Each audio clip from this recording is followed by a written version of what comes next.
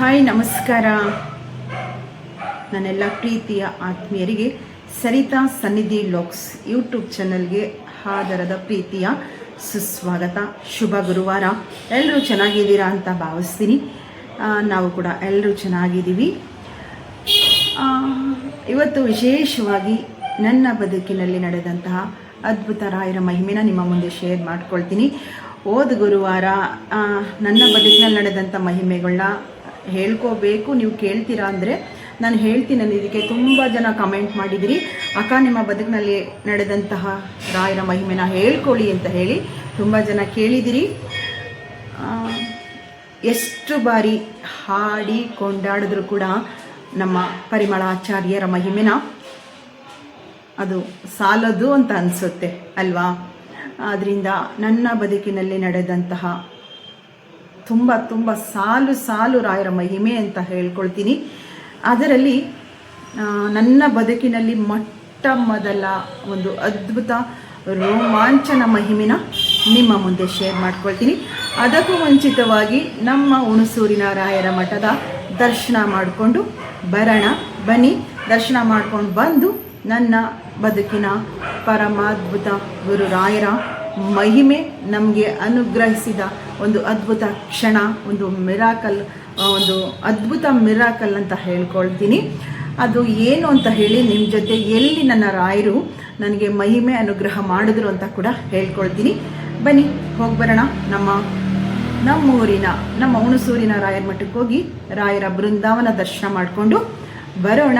ಅದಕ್ಕೆ ಮುಂಚಿತವಾಗಿ ನನ್ನ ಚಾನಲ್ ಯಾರು ಮೊದಲ ಬಾರಿ ಬಂದು ವಿಡಿಯೋ ವೀಕ್ಷಣೆ ಮಾಡ್ತಾ ಇದ್ದೀರೋ, ಫಸ್ಟ್ ಟೈಮ್ ಬಂದಿರುವಂಥವರು ಚಾನಲ್ನ ಸಬ್ಸ್ಕ್ರೈಬ್ ಮಾಡ್ಕೊಳ್ಳಿ, ಹಾಗೂ ಪಕ್ಕದಲ್ಲೇ ಬರುವಂಥ ಬೆಲ್ ಐಕನ್ನ ಆ್ಯಕ್ಟಿವೇಶನ್ ಮಾಡ್ಕೊಳ್ಳಿ. ಅದ್ರ ಜೊತೆಗೆ ಈಗ ನಮಗೆ ಯೂಟ್ಯೂಬಿಂದ ಕೊಟ್ಟಿರುವಂಥ ಒಂದು ಆಪ್ಷನ್ ಅಂತ ಹೇಳಿದ್ರೆ ಹೈಪ್ ಮಾಡುವಂಥದ್ದು. ಲೈಕ್ ಮಾಡಿದವ್ರಿಗೆ ಹೈಪ್ ಅಂತ ಬರುತ್ತೆ, ಅಲ್ಲಿ ಹೈಪಿಂದ ನನಗೆ ಪಾಯಿಂಟು ಸಹ ಕೊಡುವಂಥದ್ದನ್ನು ಮಾಡಿ, ಆಯಿತಾ. ಬನ್ನಿ ಹೋಗಿ ಬರೋಣ. ನಮ್ಮ ರಾಯರು ಎಲ್ರಿಗೂ ಅನುಗ್ರಹ ಮಾಡಲಿ ಅಂತ ಕೇಳ್ಕೊಳ್ತಾ ದರ್ಶನ ಮಾಡ್ಕೊಂಡು ಬಂದು ನನ್ನ ಮಾತುಕತೆನ ಮುಂದುವರಿಸ್ತೀನಿ. ಬನ್ನಿ ಹೋಗಿ ಬರೋಣ. ಸ್ನೇಹಿತರೆ, ನಮ್ಮ ಹುಣಸೂರಿನ ರಾಯರ ಮಠದ ಬೃಂದಾವನ ದರ್ಶನ ಅಲಂಕಾರ ಅದ್ಭುತ ಅಂತ ಹೇಳಬಹುದು. ಈ ಕಣ್ಣು ಪಾವನಗಳು ಆದ್ವು ಅಂತ ಹೇಳ್ಕೋಬಹುದು. ಇಲ್ಲಿ ಸಹ ಪ್ರಣತಿ ಸೇವೆ ತುಂಬ ವಿಶೇಷ ಅಂತ ಹೇಳ್ಬೋದು. ಮಣ್ಣಿನ ದೀಪದ ಹಾರತಿ ಎಲ್ಲರೂ ಸಹ ಮಾಡುವಂಥ ಅವಕಾಶನ ಇಲ್ಲಿನ ರಾಯರ ಮಠದಲ್ಲಿ ಒಂದು ವ್ಯವಸ್ಥೆ ಇರುವಂಥದ್ದು. ನೋಡ್ತಾ ಇದ್ದೀರಿ, ಇಲ್ಲಿ ಮಹಾಮಂಗಳಾರತಿಯ ಒಂದು ವಿಶೇಷವಾದ ಒಂದು ಪದ್ಧತಿ ಸಹ ಇದೆ. ತುಂಬ ಚೆನ್ನಾಗಿ ಪ್ರಣತಿ ಸೇವೆ, ಆರತಿ ಸೇವೆ ತುಂಬ ಚೆನ್ನಾಗಿರುತ್ತೆ. ಹಾಗೆ ಮುಖ್ಯ ಪ್ರಾಣದೇವರಾದ ಆಂಜನೇಯನ ದರ್ಶನ ಮತ್ತು ಅಲ್ಲಿನ ಒಂದು ರಥೋತ್ಸವನೂ ಕೂಡ ಅದ್ಭುತ ಅಂತ ಹೇಳಬಹುದು. ಮಹಾಮಂಗಳಾರತಿ ವಿಡಿಯೋ ನಾನು ಕ್ಯಾಪ್ಚರ್ ಮಾಡೋಕ್ಕೆ ಆಗೋದಿಲ್ಲ, ಯಾವಾಗಲೂ ಸಹ ಅದರಲ್ಲಿ ಭಕ್ತಿಲಿ ಮುಳುಗೋಗ್ತೀನಿ. ಆ ಸಂದರ್ಭದಲ್ಲಿ ಬೃಂದಾವನ ದರ್ಶನ ಬಿಟ್ಟರೆ ನಾನು ಇನ್ನೇನು ಸಹ ನಾನು ಏಕಾಗ್ರತೆನ ಕಳ್ಕೊಳ್ಳೋಕೆ ಇಷ್ಟಪಡೋದಿಲ್ಲ. ಹಾಗೆ ತುಂಬ ವಿಶೇಷ ಅಂತ ಹೇಳ್ಕೋಬಹುದು. ಹಾಗೆ ಇವತ್ತು ರಾಯರ ಮಹಿಮೆನ ಏನು ಹೇಳ್ಕೊಂಡಿದ್ದೀನೋ ಅದನ್ನು ನಾನು ತುಂಬ ಬಾರಿ ಹೇಳ್ಕೊಂಡಿದ್ದೀನಿ. ಆದರೂ ಸಹ ನಾನು ಇವತ್ತು ಆ ಮಹಿಮೆನ ಹೇಳ್ಕೋಬೇಕು ಅಂತ ಹೇಳಿ ಮತ್ತೊಮ್ಮೆ ನಿಮ್ಮ ಮುಂದೆ ಶೇರ್ ಮಾಡ್ಕೊಳ್ತಾ ಇದ್ದೀನಿ. ಇದಾದ ನಂತರ ಮತ್ತೆ ಯಾವ ರೀತಿ ನನ್ನ ರಾಯರು ಅನುಗ್ರಹ ಮಾಡಿದ್ರು, ಎಷ್ಟರ ಮಟ್ಟಿಗೆ ಅದ್ಭುತ ಮಹಿಮೆನ ನನ್ನ ಬದುಕಿನಲ್ಲಿ ರಾಯರು ಅನುಗ್ರಹ ಮಾಡಿದ್ದಾರೆ ಅನ್ನೋದನ್ನು ಸಹ ನಿಮ್ಮ ಮುಂದೆ ಶೇರ್ ಮಾಡ್ಕೊಳ್ತೀನಿ. ಖಂಡಿತವಾಗ್ಲೂ ಸಹ ನಮ್ಮ ರಾಯರು ಕರುಣಾಮಯಿಗಳು ಎಲ್ರಿಗೂ ಸಹ ಅನುಗ್ರಹ ಮಾಡಲಿ ಅಂತ ಕೇಳ್ಕೊಳ್ತಾ ಎಲ್ರಿಗೂ ಒಳ್ಳೆಯದಾಗಲಿ ಅಂತ ಮತ್ತೊಮ್ಮೆ ಕೇಳ್ಕೊಳ್ತೀನಿ. ಸ್ನೇಹಿತರೆ, ನೋಡಿದ್ರಿ, ಪರಿಮಳ ಆಚಾರ್ಯರು ಕಲಿಯುಗದ ಕಾಮಧೇನುಗಳು. ನಮ್ಮ ರಾಯರು ಎಲ್ರಿಗೂ ಅನುಗ್ರಹ ಮಾಡಲಿ ಅಂತ ಹೇಳಿ ಮತ್ತೊಮ್ಮೆ ಕೇಳ್ಕೊಳ್ತಾ ನನ್ನ ಬದುಕಿನಲ್ಲಿ ರಾಯರ ಅನುಗ್ರಹ ಹೇಳ್ಕೊಳ್ಳೇಬೇಕು. ನಾನೊಂದು ಪಾಡ್ಕಾಸ್ಟ್ ವಿಡಿಯೋದಲ್ಲಿ ಹೇಳಿದೆ, ಕರೆದು ಅನುಗ್ರಹ ಮಾಡುವಂಥ ಕರುಣಾಮಯಿಗಳು ನಮ್ಮ ರಾಯರು ಅಲ್ವಾ. ಶುದ್ಧ ಮನಸ್ಸಿನಿಂದ ಯಾರು ರಾಯರನ್ನ ಆರಾಧನೆ ಮಾಡ್ತಾರೋ ಖಂಡಿತ ಅವರ ಬದುಕಿನಲ್ಲಿ ನಂದಾದೀಪ ಹಾಕ್ತಾರೆ ನಮ್ಮ ಗುರುರಾಯರು ಅಂತ ಹೇಳ್ಬೋದು. ಸ್ನೇಹಿತರೆ, ಹೀಗೆ ನಾವು ಆ ಸಂದರ್ಭದಲ್ಲಿ ವಾಸ ಇದ್ದಂಥ ಊರು ಅಂದರೆ ಬೆಂಗಳೂರಲ್ಲಿರ್ತೀವಿ. ನನ್ನ 2ನೇ ಮಗನ ಬಾಣಂತಿ ನಾನು ಆ ಸಂದರ್ಭದಲ್ಲಿ ಒಂದು ಮಗುಗೆ ಒಂದು 7-8 ತಿಂಗಳು ಮಗು ನನ್ನ 2ನೇ ಮಗ. ಪ್ರತಿ ವರ್ಷ ಈಗ ಬಿಡಿ, ಈಗ ಇನ್ಸ್ಟಾಗ್ರಾಮ್ ಅಂದರೆ ಸೋಷಿಯಲ್ ಮೀಡಿಯಾ ಈಗ ತುಂಬ ಸ್ಪೀಡಾಗಿ ಎಲ್ರಿಗೂ ತಲುಪುತ್ತೆ. ಈಗ ರಾಯರ ಆರಾಧನೆ ಯಾವ ಸಂದರ್ಭದಲ್ಲಿ ಆರಾಧನೆ ಸಂದರ್ಭ ಇರುವಂತಹ ಕಾರ್ಯಕ್ರಮಗಳು ಎಲ್ರಿಗೂ ತಲುಪುತ್ತೆ. ಆ ಸಂದರ್ಭದಲ್ಲಿ ಒಂದಿಷ್ಟು ಜನಕ್ಕೆ ಮಾತ್ರ ಗೊತ್ತಿದ್ದಂಥ ಸಮಯ ಶ್ರಾವಣ ಮಾಸದಲ್ಲಿ ರಾಯರ ಆರಾಧನೆ ಒಂದಿಷ್ಟು ಪಂಗಡ ಒಂದಿಷ್ಟು ಗ್ರೂಪ್ಗೆ ತುಂಬ ಅದ್ಭುತವಾಗಿ ಅವರು ಪಾಲನೆ ಮಾಡ್ತಿದ್ರು. ಬೆರಳೆಣಿಕೆಯಷ್ಟು ಜನ ಹೋಗಿ ಬರುವಂಥದ್ದನ್ನು ಮಾಡ್ತಾಯಿದ್ವಿ. ಸ್ವಲ್ಪ ಜನಕ್ಕೆ ಆ ಕಾಲದಿಂದನೂ ಸಹ ರಾಯರ ಆರಾಧನೆ ಮಾಡೋರಿಗೆ ಶ್ರಾವಣದಲ್ಲಿ ರಾಯರ ಆರಾಧನೆ ಬರುತ್ತೆ. ಆ ಸಂದರ್ಭದಲ್ಲಿ ಮಠಗಳಿಗೆ ಹೋಗಿ ದರ್ಶನ ಮಾಡಿ ತೀರ್ಥ ಪ್ರಸಾದ ತಗೊಳ್ಳುವಂಥ ಪದ್ಧತಿ ಸ್ವಲ್ಪ ಜನಕ್ಕೆ ಮಾತ್ರ ಗೊತ್ತಿತ್ತು. ಈಗ ಬಿಡಿ, ಈಗ ಹೇಳೋ ಹಾಗೆ ಇಲ್ಲ. ಪ್ರತಿಯೊಬ್ಬರೂ ಸಹ ರಾಯರ ಭಕ್ತರಾಗಿರ್ತಾರೆ, ರಾಯರಿಗೆ ಕನೆಕ್ಟ್ ಆಗುವಂಥದ್ದನ್ನು ಮಾಡ್ತಾ ಇದ್ದಾರೆ. ಆ ಸಂದರ್ಭದಲ್ಲಿ ನಿಮಗೆ ಹೇಳಿದ ಹಾಗೆ ನನ್ನ ಮಗ ಒಂದು 7-8 ತಿಂಗಳು ಮಗು. ಆ ಸಂದರ್ಭದಲ್ಲಿ ನಾನು ಬೆಂಗಳೂರಲ್ಲೇ ವಾಸ ಇರ್ತೀವಿ. ಹೇಳಬೇಕು ಅಂತ ಹೇಳಿದ್ರೆ ನಾವು ಬೆಂಗಳೂರಲ್ಲಿ ಸುಮಾರು ನನ್ನ ಎಷ್ಟು ವರ್ಷ ಇದ್ವಿ ಅಂತ ಹೇಳಿದ್ರೆ ಒಂದು 18-19 ವರ್ಷ ನಾವು ಬೆಂಗಳೂರಲ್ಲಿ ಒಂದೇ ಏರಿಯಾದಲ್ಲಿ ಇದ್ದಂಥವ್ರು ನಾವು. ಹೀಗೆ ಆ ಸಂದರ್ಭದಲ್ಲಿ ಸ್ನೇಹಿತರೆ, ನಮ್ಮ ಮನೆಯವರು, ನನ್ನ ಪತಿ ದೇವರು ರಾಯರ ಪರಮ ಭಕ್ತರು, ತುಂಬ ಆರಾಧನೆ ಮಾಡ್ತಾಯಿದ್ರು. ತುಂಬ ಹೇಳ್ಕೊಳ್ಳೋಕ್ಕೆ ಆಗಲ್ಲ, ಅಷ್ಟು ರಾಯರ ಆರಾಧನೆ ಮಾಡ್ತಾಯಿದ್ರು. ಅಷ್ಟು ಶುದ್ಧವಾಗಿ ಮಡಿಯಿಂದ ನಾವು ಆಚರಣೆ ಮಾಡ್ತಾಯಿದ್ವಿ. ನಮ್ಮನೆ ಗುರುವಾರ ಅಂದ್ರೇ ತುಂಬ ವಿಶೇಷ ಅಂತ ಹೇಳ್ಕೊಳ್ತೀನಿ. ಇಂದಿನ ದಿನ ಗುರುವಾರ ತುಂಬ ವಿಶೇಷವಾಗಿ ನಾವು ಒಂದು ಪದ್ಧತಿನ ರೂಢಿ ಮಾಡ್ಕೊಂಡಿದ್ವಿ. ಅದೇ ರೀತಿ ನಾವು ಗುರುರಾಯರನ್ನ ಆರಾಧನೆ ಮಾಡ್ತಾ ಇದ್ದಂಥದ್ದು. ಹಿಂಗಿರುವಾಗ ರಾಯರ ಆರಾಧನೆ 3 ದಿನ ಬರುತ್ತಲ್ವ. ಹಿಂಗಿದ್ದಾಗ ಆ 3 ದಿನದಲ್ಲಿ 1 ದಿನ ನಾನು ಆ ಸಂದರ್ಭದಲ್ಲಿ ರಾಯರ ಮಠಕ್ಕೆ ಹೋಗೋಣ ಅಂತ ಹೇಳಿ ನಾನು ಅಂದ್ಕೊಂಡಿರ್ತೀವಿ. ನಾನು ನಮ್ಮ ಮನೆಯವರು ಉತ್ತರ ಆರಾಧನೆ 3ನೇ ದಿನ ಬರುವಂಥ ಆರಾಧನೆಗೆ ಹೋಗೋಣ ಅಂತ ಹೇಳಿ ಮಾತಾಡ್ಕೊಂಡಿರ್ತೀವಿ. ಭಾನುವಾರ ಬಂದಿರುತ್ತೆ. ಅಂದರೆ ಗುರುವಾರ, ಶುಕ್ರವಾರ, ಶನಿವಾರ, ಭಾನುವಾರ 3 ದಿನ ಇರುತ್ತೆ. ಆ ಸಂದರ್ಭದಲ್ಲಿ ನಮ್ಮ ಮನೆಯವ್ರಿಗೆ ರಜಾ ಇಲ್ಲ, ಭಾನುವಾರ ಹೋಗೋಣ ಲಾಸ್ಟ್ ದಿನ ಅಂತ ಹೇಳಿ ನಮ್ಮ ಮನೆಯವರು ನಾನು ಮಾತಾಡ್ಕೊಂಡಿರ್ತೀವಿ. ಹಿಂಗಿದ್ದಾಗ ನಾನು ಬಾಣತಿ ಸಹ ಇರ್ತೀನಿ. ಭಾನುವಾರ ಬರುತ್ತೆ, ಹೋಗೋಣ ಅಂತ ಹೇಳಿ ಅವತ್ತು ಸಹ ನಮ್ಮ ಮನೆಯ ದೇವರ ವಾರ ನಾವು ತುಂಬ ವಿಶೇಷವಾಗಿ ನಾನು ಮಾಡುವಂಥದ್ದು. ರಾಯರ ಲಾಸ್ಟ್ ದಿನ ಆರಾಧನೆ ಇರೋದ್ರಿಂದ ಅವತ್ತೆಲ್ಲ ಪೂಜೆ ಪುನಸ್ಕಾರ ಮಾಡಿ ಪ್ರತಿ ಭಾನುವಾರ ನಮ್ಮ ಮನೆಯ ದೇವರಿಗೆ ನಾವು ಒಪ್ಪತ್ತಿರ್ತೀವಿ. ನಮ್ಮ ಮನೆಯವರು ಸಹ ನಾನಾದರೂ ಸಹ ಸುಮಾರು 26 ವರ್ಷದಿಂದ ಆ ಪದ್ಧತಿನ ನಾವು ರೂಢಿ ಮಾಡ್ಕೊಂಡು ಬಂದಿದ್ದೀವಿ. ಹಂಗಿದ್ದಾಗ ಭಾನುವಾರ ನಾವು ಏನು ಕೂಡ ತಗೊಂಡಿರಲ್ಲ, ಉಪಹಾರನೂ ಸಹ ತಿಂಡಿನೂ ಕೂಡ ನಾವು ತಿಂದಿರಲ್ಲ. ಯಾಕೆ ರಾಯರ ಮಠಕ್ಕೆ ಹೋಗ್ತೀವಲ್ಲ, ಅಲ್ಲಿ ರಾಯರ ದರ್ಶನ ಮಾಡಿ ತೀರ್ಥ ಪ್ರಸಾದ ಎಲ್ಲ ಸಿಗುತ್ತೆ. ನನಗಂತೂ ಅಲ್ಲಿನ ಪ್ರಸಾದ ತುಂಬ ಇಷ್ಟ. ತುಂಬ ಭಕ್ತಿಯ ಜೊತೆಗೆ ಇಷ್ಟಪಟ್ಟು ನಾನು ಸೇವನೆ ಮಾಡ್ತಾ ಇದ್ದೆ. ಹಿಂಗಿದ್ದಿದ್ದರಿಂದ ಮಕ್ಕಳಿಗೆಲ್ಲ ಕೊಟ್ಟು ನಾನು ಮಕ್ಕಳನ್ನೆಲ್ಲ ಏನು ಸೌಕರ್ಯ ನೋಡಬೇಕು ನೋಡಿ, ನನ್ನ ದೊಡ್ಡ ಮಗ ಆಗ ಒಂದು 5 ವರ್ಷದ ಮಗ ನನಗೆ. ಅವಾಗ ದೊಡ್ಡವನು, ಅವನನ್ನು ಮನೆಯಲ್ಲೇ ಇರಿಸಿ ಪಾಪು ಮಲಗಿರ್ತಾನೆ, ಮಲಗಿಸಿ ಅವನು ಮಲಗಿದ್ರೆ ನನ್ನ ಚಿಕ್ಕ ಮಗ 1-2 ಅವರು ಎದ್ದೇಳ್ತಿರಲ್ಲ, ಎದ್ದೇಳುವಂಥ ರೂಢಿ ಇರಲಿಲ್ಲ. ಅವನಿಗೆಲ್ಲ ರೆಡಿ ಮಾಡಿ ಅವನಿಗೆ ಏನನ್ನು ತಿನ್ನಿಸ್ಬೇಕು, ಹಾಲು ಕುಡಿಸಿ ಎಲ್ಲ ರೆಡಿ ಮಾಡಿ ನನ್ನ ದೊಡ್ಡ ಮಗನಿಗೆ ಹೇಳಿ ಮನೆಯಲ್ಲೇ ಬಿಟ್ಟು ಡೋರ್ ಲಾಕ್ ಮಾಡಿಕೊಂಡು ನಾವು ಹೊರಡ್ತೀವಿ. ನಾನು ಹಂಗೆ ರೂಢಿ ಮಾಡಿಬಿಟ್ಟಿದ್ದೆ. ಒಳಗಡೆ ಅವ್ರ ಟಿ ವಿ ಯಾವುದಾದ್ರೂ ಒಂದು ಆ ಟೈಮಲ್ಲಿ ಕಾರ್ಟೂನ್ ಸಿ ಡಿ ಯಾವುದಾದ್ರೂ Tom and Jerry, lion king ಯಾವ್ಯಾವುದೋ ಅವನಿಗೆ ತುಂಬ ಫೇವ್ರೇಟು ನನ್ನ ದೊಡ್ಡ ಮಗನಿಗೆ. ಅದನ್ನೆಲ್ಲ ತಂದು ಇದು ಸಿ ಡಿ ಇವತ್ತು ಟಿ ವಿಗೆ ಹಾಕ್ಕೊಡ್ತೀನಪ್ಪ, ಇದು ನೋಡ್ಕೊಂಡು ಕೂತ್ಕೊ, ನೀನು ತಮ್ಮ ಮಲಗಿರ್ತಾನೆ ನೋಡ್ಕೋಬೇಕು ಅಂತ ಹೇಳಿ ಬೇಗ ಬಂದ್ಬಿಡೋಣ ಅಂತೇಳಿ ಡೋರ್ ಲಾಕ್ ಮಾಡಿಕೊಂಡು ನಾನು ನಮ್ಮ ಮನೆಯವರು ಹೋಗ್ತೀವಿ. ಬಸವೇಶ್ವರ ನಗರದಿಂದ ಟೋಲ್ಗೇಟಲ್ಲಿರುವಂಥ ರಾಯರ ಮಠ. ಅದು ಅದ್ಭುತವಾದ ರಾಯರ ಮಠ. ನಮ್ಮ ಇಂದಿನ ತುಂಬ ಪುಟ್ಟ ರಾಯರ ಮಠ, ಪುರಾತನದ ಒಂದು ರಾಯರ ಮಠ ಅಂತ ಹೇಳೋಣ. ಈಗಿನ ರಾಯರ ಮಠ ಅಲ್ಲ, ತುಂಬ ಕಾಲದ ಒಂದು ರಾಯರ ಮಠ ಅದಾಗಿರುತ್ತೆ. ತುಂಬ ಚಿಕ್ಕದಾಗಿದೆ. ಆದರೆ ರಾಯರ ವೈಭವ ಅತಿ ದೊಡ್ಡದು ಅಂತ ನಾನು ಹೇಳ್ಕೊಳ್ತೀನಿ. ಹೋಗ್ತೀವಿ ಬಸವೇಶ್ವರ ನಗರದಿಂದ, ಏನಿಲ್ಲ ಅಲ್ಲೇ ಪಕ್ಕನೇ ಒಂದು 2 ಕಿಲೋಮೀಟ್ರ್ ಅಷ್ಟೇ ಟೋಲ್ ಗೇಟು. ಅಲ್ಲಿಗೆ ನಾನು ನಮ್ಮ ಮನೆಯವ್ರು ಹೋಗ್ತೀವಿ.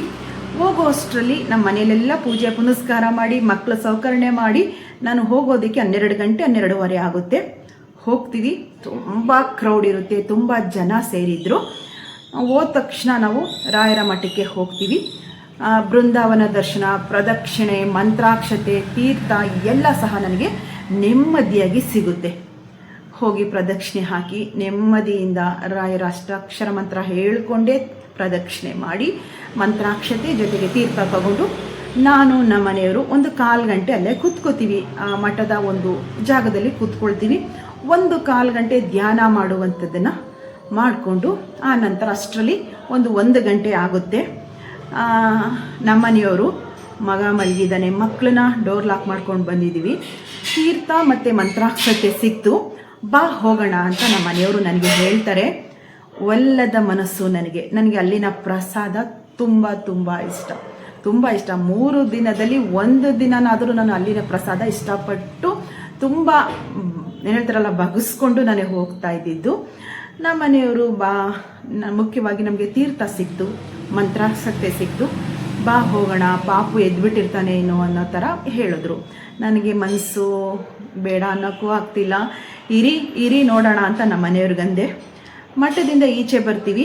ಈಚೆ ಬಂದೆ ನಿಂತ್ಕೊಂಡು ಮುಂಭಾಗದಲ್ಲಿ ನಿಂತ್ಕೊಂಡು ಒಂದು ನಮ್ಮ ಬಲಭಾಗಕ್ಕೆ ಮುಂದೆ ಒಂದು ಊಟದ ವ್ಯವಸ್ಥೆಗೆ ಒಂದು ಹಾಲ್ ಇದೆ. ಅಲ್ಲಿ ನೋಡಿದ್ರೆ ಆಲ್ರೆಡಿ 2 ರೌಂಡು ಕ್ಯೂ ನಿಂತಿದ್ದಾರೆ. ಹಿಂಗೆ ಬಳಸ್ಕೊಂಡು ಸುತ್ಕೊಂಡು 2 ನಿಂತಿದ್ದಾರೆ.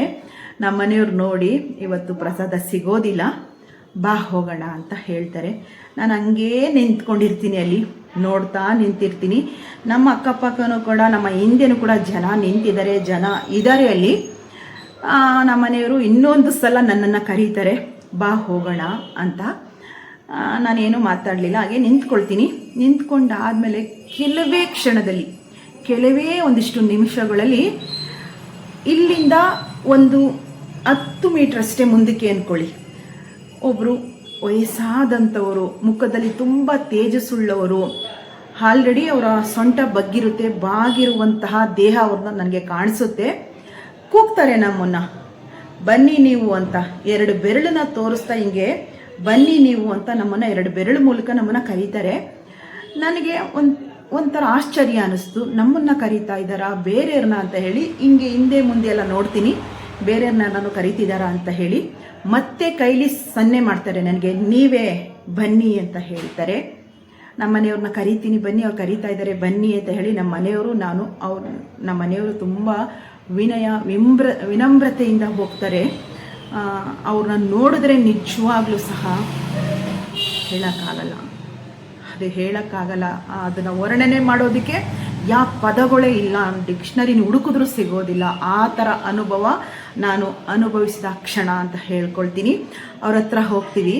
ಅವರು ಎಷ್ಟು ತೇಜಸ್ಪೂರ್ಣವಾಗಿದ್ದರು ಅಂದರೆ, ರೇಷ್ಮೆ ಪಂಚೆ ಸಲ್ಯ ಕಚ್ಚೆ ಪಂಚೆ ಉಟ್ಕೊಂಡಿದ್ದಾರೆ, ರೇಷ್ಮೆ ಸಲ್ಯ ಈ ಥರ ಹಾಕ್ಕೊಂಡಿದ್ದಾರೆ. ಮುಖದ ಒಳಪು ತೇಜಸ್ಸು, ಆ ಪ್ರಕಾಶಮಾನತೆ ನಿಜವಾಗ್ಲೂ ಸಹ ಅಷ್ಟು ಕಲರ್ ಇದ್ದಾರೆ. ಹಿಂಗೆ ಬಕ್ಕೊಂಡು ಒಂದು ಸೊಂಟ ಮೇಲೆ ಹಿಂಗೆ ಕೈ ಹಾಕ್ಕೊಂಡು ಬನ್ನಿ ಅಂತ ಹಿಂಗೆ ಕೈ ಅಂತಾರೆ, ಬಾಯಲ್ಲಿ ಹೇಳಿಲ್ಲ, ಬನ್ನಿ ಅಂತಾರೆ ಹಿಂಗೆ. ಅವ್ರ ಹಿಂದೆನೇ ಹೋಗ್ತೀವಿ. ರಾಯರ ಮಠದ ಬಲಭಾಗದಲ್ಲಿ ಒಂದು ಗಲ್ಲಿ ಇದೆ, ಅಲ್ಲಿ ನಮ್ಮನ್ನು ಕರ್ಕೊಂಡು ಹೋಗ್ತಾರೆ. ಕರ್ಕೊಂಡು ಒಳಗಡೆ ಹೋಗ್ತಾರೆ. ಆಗ ನನಗೆ ಅಲ್ಲಿ ಕಂಡಿದ್ದು ಮಧ್ವರು ಅಲ್ಲಿ ಒಂದು ಊಟದ ವ್ಯವಸ್ಥೆ ಮಾಡಿದ್ದಾರೆ. ಬ್ರಾಹ್ಮಿನ್ಸ್ ಜನಾಂಗಕ್ಕೆ ಒಂದು ಮಡೀಲಿ ವ್ಯವಸ್ಥೆ ಮಾಡಿರುವಂಥ ಜಾಗ ಅದು. ಅಲ್ಲಿರೋರಿಗೆ ಗೊತ್ತಿಲ್ವೋ ನನಗಂತೂ ಗೊತ್ತಿಲ್ಲ, ಆ ಕ್ಷಣ ನನ್ನ ಬದುಕಿನಲ್ಲಿ ನಡೆದಂಥದ್ದು. ಕರ್ಕೊಂಡು ಹೋಗಿ ಒಂದು ಜಮಖಾನ ಹಾಸಿರ್ತಾರೆ, ಕೂತ್ಕೊಳ್ಳಿ ಅಂತ ಕೈ ತೋರಿಸ್ತಾರೆ. ಕೂತ್ಕೊಳ್ಳಿ ಅಲ್ಲಿ ಅಂತಾರೆ, ಕೂತ್ಕೊಳ್ತೀವಿ. ಒಂಥರ ನನಗೆ ಇದು ನನಸ ಅಂತ ಅಂದ್ಕೊಂಡು ಮೆಲ್ಲೆ ನನ್ನ ಕೈನ ಜೂಟ್ಕೊಳ್ತೀನಿ ಹಿಂಗೆ. ಏನಿದು ಕನಸ, ಏನಿದು ಅಂತ ಹೇಳಿ ಪಟ ಅಂತ ನಾವು ಕೂತ್ಕೊಂಡ ತಕ್ಷಣ ಎಲೆ ಹಾಕ್ತಾರೆ. ಒಳ್ಳೆ ಪೊಂಗಲ್ ಥರ ಸ್ವೀಟ್ ಇರುತ್ತೆ, ಕಡಲೆಬೇಳೆ ಪಾಯಸ ಹಾಕ್ತಾರೆ, ಬಿಸಿ ಆಗಿರುವಂಥ ಬಿಸಿಬೇಳೆ ಬಾತನ್ನು ಬಡಿಸ್ತಾರೆ, ತುಪ್ಪ ಹಾಕ್ತಾರೆ. ನಮ್ಮ ಮನೆಯವರು ಅವ್ರಿಗೊಂಥರ ಮುಖದಲ್ಲಿ ನಗು ಕಾಣಿಸ್ತಾ ಇದೆ. ನೋಡಿದ್ರ ನಂಬಿರೋರ್ನ ಹೃದಯ ಅಂತರಾಳದಿಂದ ರಾಯರೇ ಅಂತ ಕರೆದವ್ರನ್ನ ಬರಿಗೈಲಿ ಕಳಿಸೋದಿಲ್ಲ ನಮ್ಮ ಕಾಮಧೇನುಗಳು ಅನ್ನೋದನ್ನ ನಮ್ಮ ಮನೆಯವ್ರು ಹೇಳ್ಕೊಂಡು ನೋಡ್ದ ಅನ್ನೋ ಥರ ಊಟಕ್ಕೆ ಕೈ ಹಾಕ್ತೀವಿ. ನಗ್ತಾರೆ ನಿಂತಿರೋರು, ಊಟ ಮಾಡಿ ಹಿಂಗಂತಾರೆ ಕೈನ, ಸಮಾಧಾನದಲ್ಲಿ ಊಟ ಮಾಡಿ ಅನ್ನೋ ಥರ ಕೈನ ಬಲಗೈಲಿ ಹಿಂಗಂತಾರೆ. ನನಗೆ ಒಂಥರ ಆಶ್ಚರ್ಯ, ಹೆಂಗೆಂಗೋ ಆಗ್ತಾಯಿದೆ. ಊಟ ಮಾಡ್ತೀವಿ, ಅಷ್ಟು ಬಾವಣಿಕೆಯಿಂದ ಊಟ ಬಡಿಸ್ತಾರೆ ಅಲ್ಲಿರೋರು ಸಹ. ಅಷ್ಟು ಊಟ ಮಾಡಿ ಅಂತ ಹೇಳಿ ಊಟ ತಂದು ಏನೇನೆಲ್ಲ ಇತ್ತು ಎಲ್ಲ ಬಡಿಸ್ತಾರೆ. ಒಂಥರ ತೃಪ್ತಿ, ಈ ಜನ್ಮಕ್ಕೆ ಸಾಕಪ್ಪ ಅನ್ನುವಷ್ಟು ತೃಪ್ತಿನ ಆ ಸಂದರ್ಭದಲ್ಲಿ ನಾವು ಅನುಭವಿಸಿದ್ವಿ. ಊಟ ಎಲ್ಲ ಆಯಿತು, ಊಟ ಮಾಡ್ಕೊಂಡ್ವಿ. ಹಿಂಗೆಲ್ಲ ತಿರುಗ್ತೀನಿ, ಅವರಿಲ್ಲ, ಅವ್ರ ಹೆಸರು ಗೊತ್ತಿಲ್ಲ, ಅವ್ರು ಯಾರು ಅಂತ ಗೊತ್ತಿಲ್ಲ. ಸಾಕ್ಷಾತ್ ನಾವು ಅವರ ರೂಪದಲ್ಲಿ ರಾಯರನ್ನ ನೋಡಿದ್ದು ಅಂತ ನನಗೆ ಆ ಕ್ಷಣ ಗೊತ್ತಾಯಿತು. ಯಾರನ್ನು ಕೇಳೋಕ್ಕೂ ನಮ್ಗೆ ಗೊತ್ತಿಲ್ಲ, ಇವ್ರು ಯಾರು ಅಂತಲೂ ಕೇಳೋಕ್ಕಾಗಲ್ಲ. ನಮ್ಮ ಮನೆಯವರು ಸಹ ಊಟ ಎಲ್ಲ ಮುಗಿಸಾದ್ಮೇಲೆ ಮುಂದೆ ರಾಯರ ಮಠದ ಮುಂಭಾಗ ಎಲ್ಲ ನೋಡ್ತೀವಿ. ಮಠದೊಳಗೆ ಏನಾದ್ರು ಇದಾರ ಅಂತ ಅಲ್ಲೂ ಹೋಗಿ ನೋಡ್ತೀವಿ. ಅವರೆಲ್ಲೂ ನಮಗೆ ಕಣ್ಣಿಗೆ ಬೀಳಲಿಲ್ಲ. ಇನ್ನು ಊಟ ಮಾಡಿ ಅಂತ ಕೈ ಹಿಂಗೆ ಅಂದವರಷ್ಟೇ, ಇನ್ನು ಅದಾದಮೇಲೆ ನಮಗೆ ಕಾಣಿಸಿಲ್ಲ ಅವರು. ನೋಡಿದ್ರ, ಇದು ನನ್ನ ಬದುಕಿನಲ್ಲಿ ಅದ್ಭುತ ರೋಮಾಂಚನ ರಾಯರ ಮಹಿಮೆ ಅಂತ ಹೇಳ್ತೀನಿ. ನಮಗೆ ಆ ಊಟ ಮಾಡಿದ ಆ ಕ್ಷಣ ನೋಡಿ, 20 ವರ್ಷ 19ರಿಂದ 20 ವರ್ಷ ಆದ್ರೂ ಮರೆಯೋದಕ್ಕಾಗೋದೇ ಇಲ್ಲ. ಅಂತಹ ಅದ್ಭುತ ಕ್ಷಣ ಈ ದೇಹದಲ್ಲಿ ಉಸಿರಿರೋವರೆಗೂ ಅದನ್ನು ಮರೆಯೋದೇ ಇಲ್ಲ, ನಾವು ಮರೆಯೋಕ್ಕಾಗೋದೇ ಇಲ್ಲ. ಜನ್ಮಕ್ಕೂ ಸಹ ಆ ನೆನಪು, ಆ ಊಟ ಮಾಡಿದ ಆ ಸವಿ ಮಧುರ ಅಮರ ಅಂತ ನಾನು ಅಂದ್ಕೊಳ್ತೀನಿ. ಯಾಕೆ ಅಂದರೆ ರಾಯರು ಕೊಟ್ಟಂಥ ಪ್ರಸಾದ ನನಗೆ ಅದು. ಬಾ ಮಗಳೇ, ನೀನು ಬಾ, ನಿನಗೆ ನಾನು ಊಟ ಕೊಡ್ತೀನಿ, ಪ್ರಸಾದ ಕೊಡ್ತೀನಿ. ಅಲ್ಲಿ ಅಷ್ಟೊಂದು ಅಪಾರವಾದ ಕ್ಯೂ ಇತ್ತು. ನನ್ನ ಮನೆಯವ್ರು ಕರ್ಕೊಂಡು ಹೋಗ್ಬಿಡ್ತಾ ಇದ್ರು ಇನ್ನೇನು. ಅಷ್ಟರಲ್ಲಿ ನನ್ನ ಕರುಳಿಂದ ನಾನು ಏನನ್ನ ಬಯಸ್ತಾ ಇದ್ದೆ, ಕ್ಷಣ ಮಾತ್ರದಲ್ಲಿ ರಾಯರಿಗೆ ಕೇಳಿಸಿ ನಮ್ಮ ಭಕ್ತಿಗೆ ಅವ್ರು ಹೋಗೊಟ್ಟಿದ್ದು ಅದ್ಭುತ ಅಂತ ಹೇಳ್ತೀನಿ. ಇದಕ್ಕೆ ಅವತ್ತಿಂದ ಈ ಕ್ಷಣದವರೆಗೂ ಸಹ ನಾನು ಹೇಳ್ಕೊಳ್ಳುವಂಥದ್ದು ನನ್ನ ಅಂತರಂಗ ದೈವ ರಾಯರು ಅಂತ ಹೇಳಿ. ನನ್ನ ಬದುಕಿನಲ್ಲಿ ತುಂಬ ಅಪ್ ಆ್ಯಂಡ್ ಡೌನ್ಸ್ ನೋಡಿದ್ದೀನಿ. ಯಾವ ಕ್ಷಣದಲ್ಲೂ ಸಹ ಒಂದು ಎಳ್ಮನೆನೂ ಅನುಮಾನ ಪಡೆದಂಗೆ ನನ್ನ ರಾಯರನ್ನ ನನ್ನ ಬದುಕಿನಲ್ಲಿ ನನ್ನ ಹೃದಯ ಸಿಂಹಾಸನದಲ್ಲಿ ಅವ್ರನ್ನ ಪ್ರತಿಷ್ಠಾಪನೆ ಮಾಡ್ಕೊಂಡಿದ್ದೀನಿ. ಅವರೇ ಹಾರದ ನಂದಾದೀಪ ನನ್ನ ಬದುಕಿನಲ್ಲಿ ಅಂತ ಹೇಳ್ತೀನಿ. ಇದು ಅದ್ಭುತ ಅಲ್ವಾ? ಯಾರ್ದೋ ರೂಪದಲ್ಲಿ ಹೇಗೋ ಬಂದು ತನ್ನ ಭಕ್ತರ ಮನದಾಳದ ಆ ಒಂದು ಏನನ್ನ ಬೇಡ್ತಾ ಇದ್ರು ಅದನ್ನು ಕರ್ಕೊಂಡು ಹೋಗಿ ನಾನು ಕೊಡ್ತೀನಿ ಅಂತ ಕೊಡಿಸಿದ್ರಲ್ವ. ಎರಡು ಹಿಂಗೆ ಕೈಗಳಿಂದ ನಮಗೆ ನೀವು ಮಾಡಿ ಅನ್ನೋ ಥರ ಆಶೀರ್ವದಿಸಿ ಕಣ್ಣಿಗೆ ಕಾಣ್ದಂಗೆ ಮಾಯ ಆಗ್ತಾರೆ. ಇದು ಯಾವುದೇ ಕಟ್ಟುಕತೆ ಅಲ್ಲ. ಯಾರು ಏನು ನನಗೆ ಗೊತ್ತಿಲ್ಲ ಏನು ಹೇಳ್ಕೊಳ್ತಿರೋ ಅಂತ. ಇದು ಇವತ್ತಿನ ಕಲಿಯುಗದ ಕಾಮಧೇನುಗಳು, ಎಷ್ಟು ಕೋಟ್ಯಾನುಕೋಟಿ ಭಕ್ತಾದಿಗಳು ಇದ್ದೀವಿ ನಾವೆಲ್ಲರೂ ಸಹ.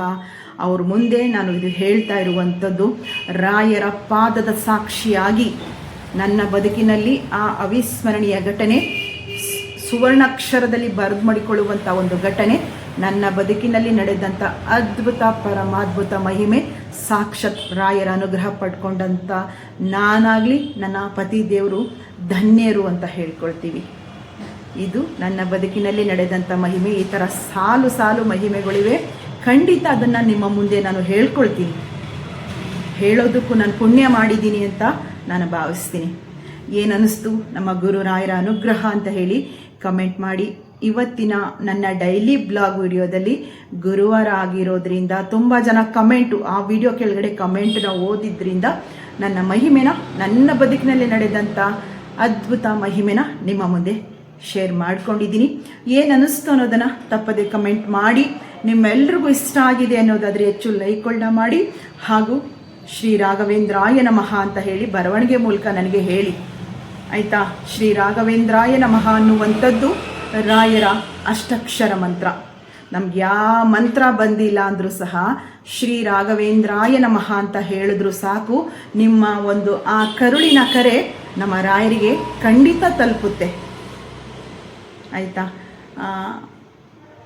ಇಷ್ಟ ಆಗಿತ್ತು. ನನ್ನ ಬದುಕು ಅನ್ನೋದನ್ನು ಎಲ್ಲನೂ ಕೂಡ ನೋಡಿದ್ದೀನಿ. ಆದರೂ ಸಹ ಅವರು ನನ್ನ ಬದುಕಿನಲ್ಲಿ ನಂದಾದೀಪ ಆಗಿದ್ದಾರೆ. ಆರದ ದೀಪನ ನನಗೆ ತೋರಿಸ್ತಾ ಇದ್ದಾರೆ. ನನ್ನ ಕರುಣಾಮಯಿಗಳು ಅಂತ ಹೇಳ್ಕೊಳ್ತೀನಿ. ನನ್ನ ಗಂಡನಿಗೆ ಯಾವುದೇ ನೋವಿಲ್ಲದ ರೀತಿಯಲ್ಲಿ ಮೋಕ್ಷನೂ ಕೂಡ ದಾರೆ ಎರೆದಿದ್ದಾರೆ.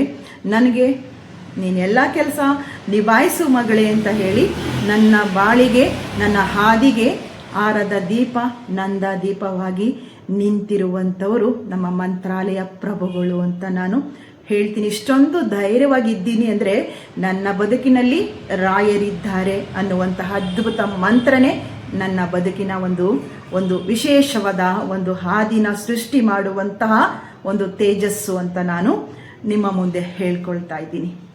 ಬರಲಾ ನೆಕ್ಸ್ಟ್ ಇನ್ನೊಂದು ಹೊಸ ವಿಡಿಯೋದೊಂದಿಗೆ ನಿಮ್ಮ ಮುಂದೆ ಬರ್ತೀನಿ. ಲಾಸ್ಟ್ವರೆಗೂ ವಿಡಿಯೋ ನೋಡಿದ ನಿಮ್ಮೆಲ್ಲರಿಗೂ ಸಹ ನಿಮ್ಮ ಸನ್ನಿಧಿ ಕಡೆಯಿಂದ ಪ್ರೀತಿಯ ಧನ್ಯವಾದಗಳು.